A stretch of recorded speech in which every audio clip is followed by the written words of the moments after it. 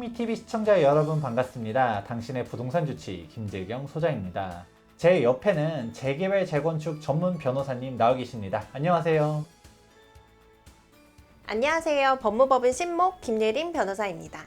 네, 반갑습니다. 우리 김예림 변호사님은 투미TV에서도 워낙 자주 출연하셔서 익숙하실 것 같긴 한데요. 오늘은 어렵고 복잡한 재개발 재건축 중에서도 어떤 이슈로 한번 다뤄볼 건가요?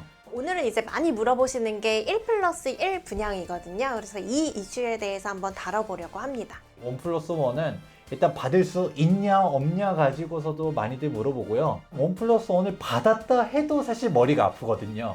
세금도 그렇고 전매금지 규정도 그렇고 이 사항들을 한번 오늘 이 시간 풀어보도록 하겠습니다. 기본적으로 1+1 이거는 도정법 어느 규정에 정해져 있나요? 도시정비법 76조 이제 관리처분계획의 수립 기준을 보시면 되는데요. 원칙적으로는 조합원 한 분당 입주권 하나, 그래서 1주택만 분양을 받으시는 게 원칙이죠. 그런데 이제 예외적으로 1+1 분양이 가능하도록 되어 있어요. 그래서 이거는 어떤 경우에 받을 수 있냐, 내가 가지고 있는 종전 자산 평가 금액의 범위 또는 종전주택의 주거 전용 면적의 범위 내에서 이제 2주택을 공급을 받으실 수가 있습니다.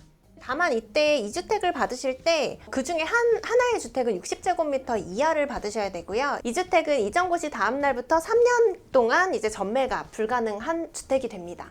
일단 원칙적으로는 동일 구역 내에 내가 뭐 주택이 2채를 가지고 있든 3채를 가지고 있든 아니면 한 채를 가지고 있다 하더라도 막 어마어마하게 커요. 내가 큰 거 가지고 있으니까 나 주택 3개 줘, 4개 줘. 이게 안 된다라는 거죠. 크거나 많이 가지고 있는 사람들이 조금 억울할 수 있다 보니까 한 채를 더 주는 규정이 있습니다. 1+1을 받을 수 있는 기준 자체는 종전 주택 가격, 우리 감정평가 금액이죠. 이 감정평가 금액이 1+1의 조합 분양가를 넘어가야 돼요.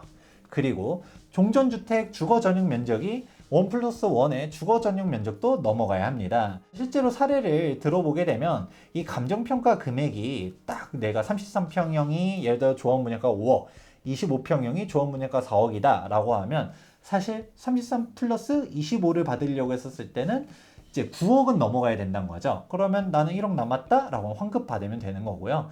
그런데 내가 감정평가 금액이 8억이다. 꼭 33평을 신청하지 않고 25+25를 해도 된다라는 거고요. 그런데 보통 감정평가 금액이 부족하게 되면 어떻게 될까요? 라고 물어보는 분들 많은데요. 일반적으로는 조합 분양가보다 감정평가 금액이 더 낮잖아요.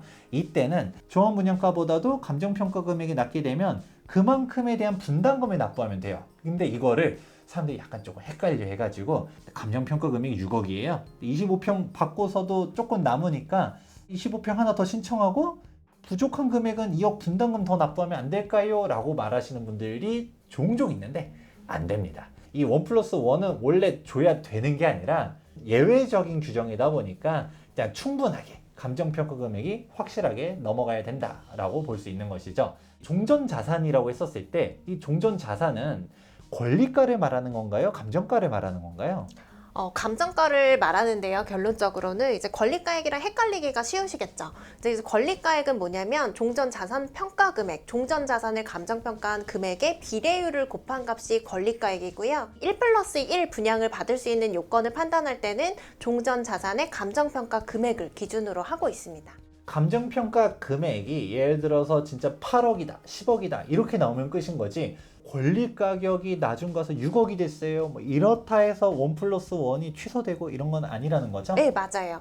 그래서 이게 사실은 종전자산평가 금액이 너무 적게 나왔다라고 해서 이걸 다툴 수 있냐고 물어보시는 분들도 꽤 많거든요.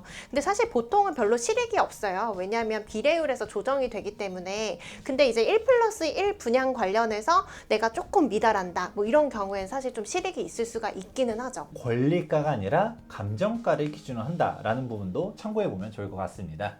변호사님께서도 말씀해 주셨던 것처럼 종전에 가지고 있었던 주택의 주거 전용 면적이 1+1을 신청하는 주거 전용 면적 이상일 때 되는 거거든요. 주거 전용 면적의 합이라고 하면 우리가 건물을 가지고 있는데 예를 들어서 지하 1층이 있게 되고 그 다음에 지상으로 갔다가 1, 2, 3층 이렇게 있다라고 한번 가정해 볼게요.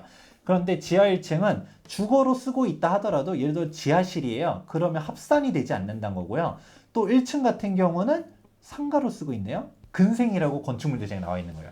실질적인 주택은 2층과 3층밖에 안 돼서 이게 50제곱미터, 이게 50제곱미터면 주거 전용 면적은 100제곱미터밖에 안 된다. 예를 들어서 기존 주거 전용 면적이 뭐 120제곱미터다, 150제곱미터다 이렇게 나왔어요. 근데 실질적으로 그럼 내가 1+1 계산했을 때 뭐 예를 들어 33평 플러스 25평을 받고 싶다. 그러면 이때의 면적은 어떤 식으로 계산해야 될까요? 이제 33평은 보통 이제 8사형이라고 부르고 25평은 이제 5구형이라고 부르죠. 사실 5구형 같은 경우에도 59점 몇몇몇 제곱미터예요. 그리고 8사형 같은 경우에도 84제곱미터가 아니라 84점 몇몇몇 이렇게 제곱미터거든요. 그래서 둘을 합치면 대략 145제곱미터 이상은 돼야 5구형과 8사형 두 채를 이제 분양을 받으실 수가 있게 되는 거죠. 제일 중요한 거는 주거 전용 면적이라는 말의 의미를 정확하게 이해하시면 좋을 것 같아요. 33평 아파트라고 했었을 때 84 타입이라고도 흔히 말하잖아요. 주거 전용 면적이 84땡땡땡 제곱미터 이렇게 나오게 되는 것인데, 근데 여기서 말하는 건 주거 전용 면적인 거지 공급 면적 기준으로는 사실 115제곱미터 정도 되거든요. 흔히 말하는 33평 신청이에요 라고 했었을 때는 이 84제곱미터를 갖다가 3.3058로 나누게 되면 25평밖에 안 되는 거거든요. 전용 면적 기준이다라는 게 1번. 여기서 전용 면적이라는 것도 아까 말했던 것처럼 84 플러스 59가 아니라 소수점 단위도 있기 때문에 우리가 안전하게 85제곱미터랑 60제곱미터가 넘어가는 거를 기준으로 잡아보시면 좋을 것 같습니다. 50평대 이상 같은 경우는 뭐 딱 떨어지진 않지만 통상 일반적으로는 115제곱미터로 나오기 때문에 내가 플러스 1은 60제곱미터 이하기 때문에 85평 플러스 25평 이상을 가져가려고 하면 175제곱미터, 33평과 25평 가져가려면 145제곱미터, 25평을 두 개 신청할 수도 있거든요. 120제곱미터 이렇게 된다 라고 이해하시면 좋을 것 같습니다. 그러면 여기서 알 수 있는 거는 120제곱미터 이상은 되어야 1+1을 받을 수 있다라고 이해할 수 있을 것 같은데요. 그런데 사실 120제곱미터가 안 돼도 1+1을 받을 수 있는 경우도 있지 않나요? 예를 들어 내가 80제곱미터를 갖고 있는데 이거를 두 채 받고 싶을 수도 있잖아요. 그럼 어떤 때 가능하냐면 조합에서 이제 분양하는 아파트 중에 두 채 합쳐서 80제곱미터가 안 될 때, 예를 들어서 뭐 40제곱미터, 40제곱미터짜리가 있으면 두 채를 이제 분양 받을 수도 있는 거죠. 예를 들어 100제곱미터 가지고 있으면 25평 하나 신청하고 뭐 17평형 40제곱미터 신청하고 이렇게 1+1은 조합하기 나름이다 라고 이해하면 되겠네요. 네, 맞습니다. 네. 이 1+1 요건에 맞췄다 해서 무조건 받을 수 있는 건 또 아니잖아요. 법조문을 보면 줘야 한다가 아니라 줄 수 있다라고 되어 있어요. 인터넷을 보다 보면 조합 정관에 1+1에 대해서 입주권을 부여한다 라고 적시가 돼 있어야지만 받을 수 있다 라는 글들도 있던데 이게 맞나요? 정관에 못이 박혀 있는 경우가 많기는 하죠. 그렇긴 한데 없는 경우도 막 있어요. 근데 이런 경우에는 그러면 이제 관리처분 계획을 수립할 때 보통 1+1 분양을 허용하는지 아닌지에 대해서 이제 규정이 들어가게끔 되어 있는데요. 근데 아주 일부 조합에서는 이 1+1 분양을 해주지 않는 경우가 있어요. 근데 이제 말씀하신 것처럼 이게 조합의 재량처럼 되어 있기는 하거든요. 그러다 보니까 이제 관리처분 계획에 뭐 이런 내용이 포함되어 있지 않으면 내가 1+1 분양 요건이 되더라도 이제 조합에 요구를 할 수가 없는 그런 상황이 발생할 수 있죠. 1+1 분양 관련해서도 사실 도시정비법에 따라서 보장을 해줘야만 되는 권리이냐 아니냐를 두고도 이제 많은 이제 하급심 판결이 좀 엇갈리고 있기는 한데요. 조합의 재량처럼 규정이 돼 있기 때문에 관리처분 계획 같은 것에 1+1 분양이 가능한지 보셔야 되고, 이게 다양한 형태로 또 규정이 되어 있어요. 조합원 분양가로 둘 다 분양하는 경우도 있고, 또 이제 플러스 한 채 더 주는 거는 또 일반 분양가로 분양을 하는 경우도 있고, 뭐 여러 가지 다양한 형태로 되어 있으니까 만약에 이제 1+1 물건을 사신다라고 했을 때는 관리처분 계획이라던가 뭐 정관이라던가 이런 것들을 좀 꼼꼼하게 보시긴 해야죠. 그런데 문제는 1+1을 그렇게 험난하게 내가 받았다 하더라도 사실 그 뒤가 또 문제긴 해요. 그렇죠. 왜냐면 이게 한 채는 아까 말씀드린 것처럼 작은 걸로 받으면서 이게 이전고시 다음 날부터 3년까지는 또 전매가 안 되거든요. 전매가 안 되는 기간 동안 어떻게 되냐면 2주택자가 돼버리는 거예요. 원래 1주택자였다가 큰 주택을 갖고 있어서 1+1 분양을 받으신 경우, 이런 경우에는 이 전매가 제한되는 기간 동안 종부세나 양도세에 있어서 중과세가 될 수가 있기 때문에 뭐 이 점이 좀 불리하게 작용이 될 수가 있고요. 또 이제 이주하실 때 대출 받잖아요. 근데 근데 최근에는 다주택자 같은 경우에는 대출이 굉장히 안 나와요. 네, 근데 이주비 대출도 주택담보대출이라고 보시면 되거든요. 그래서 이제 1+1 분양을 받은 경우에도 2주택으로 산정이 돼서 대출, 이주비 대출 자체가 어려울 수가 있는 거예요. 그래서 이런 점이 좀 불리할 수 있는 문제가 있죠. 플러스 원 같은 경우는 주택 준공으로부터 3년이 아니라 소유권 이전 고시로부터 3년이잖아요. 소유권 이전 고시, 즉 보존 등기가 나는 그 시점 자체도 준공으로부터 빠르면 1년, 늦어지다 보면 막 2년 넘어가는 경우들도 있잖아요. 그럼 그때로부터 3년 동안 못 팔다 보니까 사실상 강제 2주택자로 갔다가 거의 뭐 한 4년에서 네. 5년 정도를 끌고 가야 된다는 거죠. 그때가 지난 다음에 팔려고 해도 팔 때는 20% 중과 혹은 30% 중과 양도세도 내고 강제로 다주택자 종부세가 빵빵빵빵 터질 수 있다 보니까 사실상 이거 계륵 아니냐. 그래서 1+1에서 +1을 취소하는 사람들도 나오는 게 현재 상황이기도 합니다. 특히 강남 단지들에서는 이 종부세를 견디기가 굉장히 어려운 거예요. 그래서 실제로도 1+1 분양을 신청했다가 이거를 처리하는 조합원들이 많아져서 사업 시행 계획을 변경한다거나 뭐 이런 사례들이 꽤 많았죠. 또 이런 질문들도 정말 많이 나오긴 해요. 1+1을 받아가지고 나중에 뭐 팔지 뭐 개인이 가지고 있으면 +1으로 받은 60제곱미터 이하는 3년 동안 못 판다 하더라도 33평이라든가 이런 거는 먼저 팔 수 있잖아요. 네. 소유권 이전 등기 이후로 팔 수가 있는데 1+1이니까 좀 큰 거잖아요. 공동 투자해가지고 5대5로 지분 가지고 있는데 33평은 갑이 가져가고 플러스로 받는 25평은 을이 가져가고 이렇게 나눌 수 있느냐라는 질문도 정말 많거든요. 처음부터 공동명의로 갖고 있었던 경우도 있지만 방금 이제 말씀드린 다주택자가 되면 종부세나 뭐 이런 것들이 중과가 되기 때문에 증여를 하시려는 분들이 있어요. 근데 이제 아버지가 1+1 대상이니까 그중에 한 채만 아들에게 증여하고 싶다 이렇게 말씀하시는 분들이 많은데 이게 원칙적으로 그렇게 증여하는 건 어렵고요. 만약에 그 지분으로 증여를 하신다 아니면 지분으로 공동 소유를 하고 계신다 라고 하면 이게 아파트 두 채를 전부 다 공유를 하고 계시게 돼요. 그래서 그렇게 이제 새 아파트 분양을 받으시는 거고 나중에 이제 3년이 지나서 전매가 가능한 시점에 이제 지분을 교환하셔서 각각 한 채로 만드시는 거죠. 정리하면 이렇게 됩니다. 갑과 을이 A주택을 갖다가 공동명의 5대5로 가지고 있다라고 하면 나중에 이게 아파트가 되는 거죠. A-랑 B-로 분리가 됐을 때 이 A-도 5대5, B-도 5대5지 갑 따로, 이거는 을 따로 이렇게 안 되는 거고 이렇게 정 바꾸고 싶으면 소유권 이전 등기의 이 길로부터 3년이 지난 다음에 그때 서로의 지분을 크로스로 넘겨야 이게 깔끔하게 독자적인 1주택이 될 수 있다라는 거네요.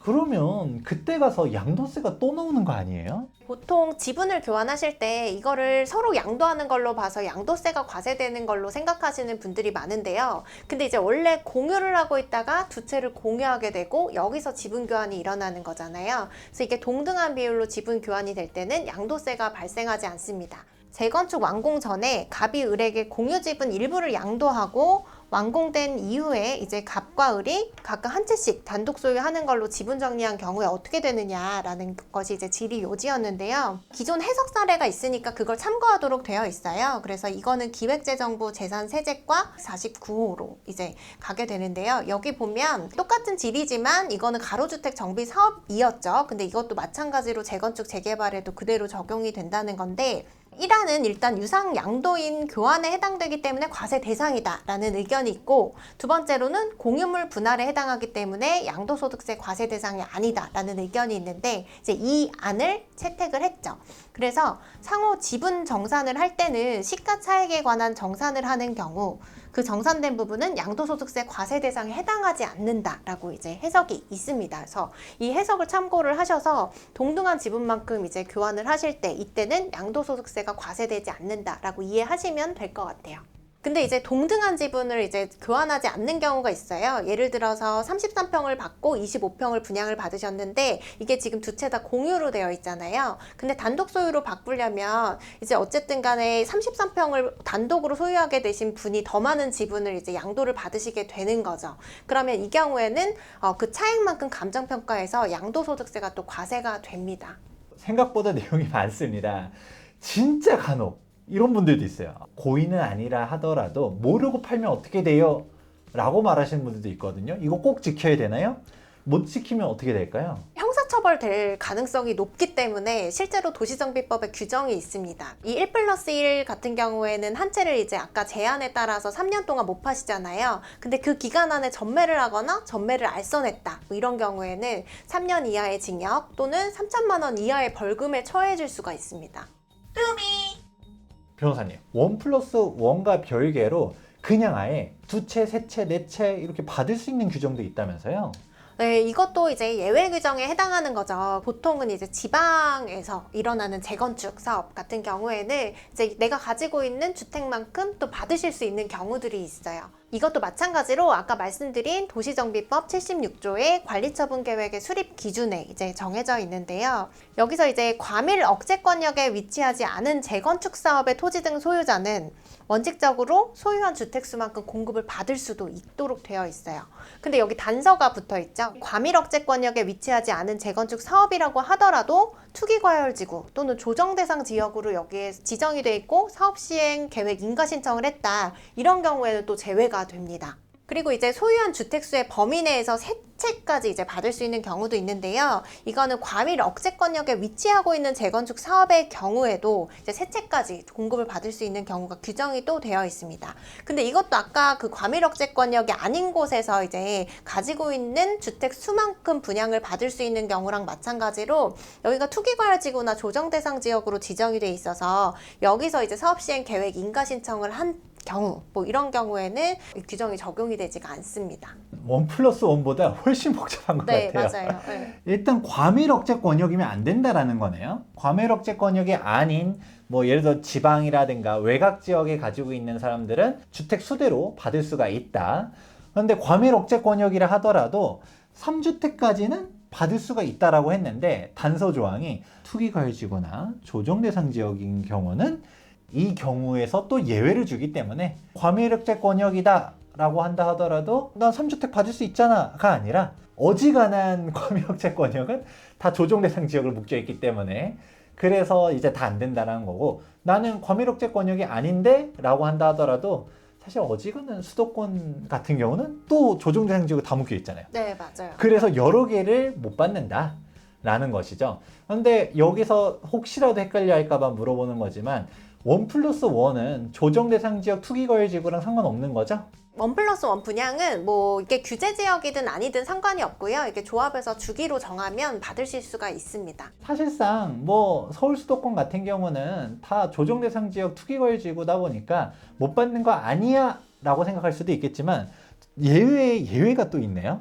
투기과열지구나 조정 대상 지역이라 하더라도 과밀 억제 권역이에요. 네. 근데 2017년도 10월 24일 전에 최초 사업 시행 인가를 신청한 경우는 또 받을 수 있다는 거네요. 네, 맞아요. 서울이나 수도권은 뭐 이런 사례를 찾기가 너무 어렵고 지방 도시 같은 경우에는 이게 투기과열지구나 조정대상 지역으로 묶였다 풀렸다 묶여버렸다 하는 데들이 있어요. 그래서 그런 데는 시기적으로 잘 맞추면 이제 내가 가지고 있는 주택수만큼 받는다거나 뭐 세 채까지 받는다거나 뭐 이런 게 가능한 거죠. 그런데 과밀 억제 권역은 어디서 찾아볼 수가 있나요? 수도권 정비계획법이라는 게 별도로 있어요. 그 시행령에 이제 별표에 규정이 되어 있는데요. 그때그때 조금씩 바뀔 수는 있겠죠? 근데 대부분 이제 규제 지역이랑 일치한다고 보시면 될 것 같아요. 네, 이번 시간에는 1+1 입주권을 받는 규정에 대하여 A부터 Z까지 정말 상세하게 설명해 보았습니다.